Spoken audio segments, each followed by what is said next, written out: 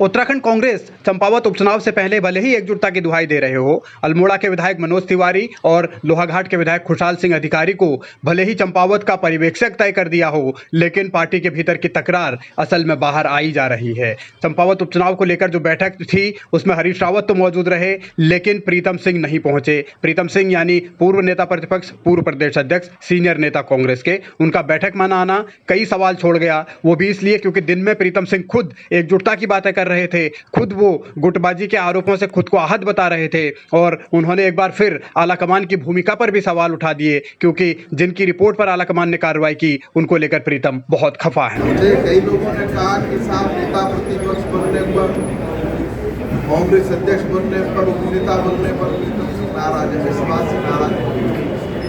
मैं ये बात जरूर कहना चाहता हूँ कि राष्ट्रीय नेतृत्व ने के समक्ष जो बातें कही, जिसमें केसी वेणुगोपाल जी हैं और प्रदेश के प्रभारी हैं, उन्होंने कहा कि राज्य के अंदर कांग्रेस आपकी गुटबंदी की वजह से हारी और उस गुटबंदी में मैं भी सम्मिलित हूँ। तो मैं जरूर कहना चाहता हूँ वो उजागर हुई।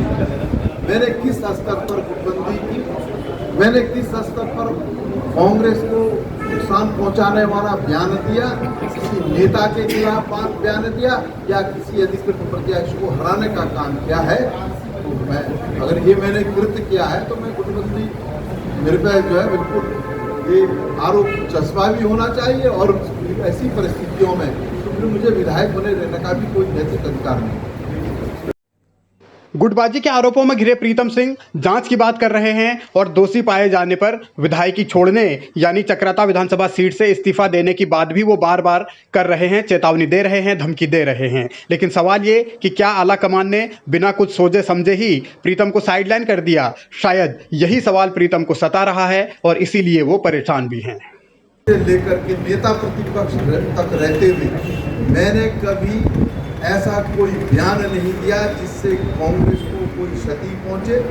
मैंने किसी नेता के खिलाफ कोई सार्वजनिक बयानबाजी नहीं की। मैंने कांग्रेस के किसी भी अधिकृत प्रत्याशी को हराने का काम नहीं किया। भाई अगर कोई एक तरफा बयान दे रहा है उसका संज्ञान निश्चित रूप से राष्ट्रीय नेतृत्व लेगा। एक बयान प्रीतम सिंह कांग्रेस के सीनियर नेता हैं, इससे कोई इनकार नहीं कर सकता। हाल फिलहाल जो बयानबाजी पार्टी के भीतर हुई है और उसके बाद जिस तरीके से प्रीतम सिंह के पार्टी छोड़ने तक की अफवाहें उड़ाई गई, तो प्रीतम ने अब उस मामले में एफआईआर भी दर्ज कराई है। लेकिन सवाल ये कि संगठनात्मक तौर पर कांग्रेस कैसे मजबूत दिखेगी जब लड़ाई इतनी भयंकर हो। प्रीतम जी कहीं ऐसा था ना आपके पार्टी के लोग षड्यंत्र रच रहे हो कहीं? भाई मैंने कहा ना कि शिखंडी को आगे करके प्रीतम सिंह की हत्या नहीं की जा सकती।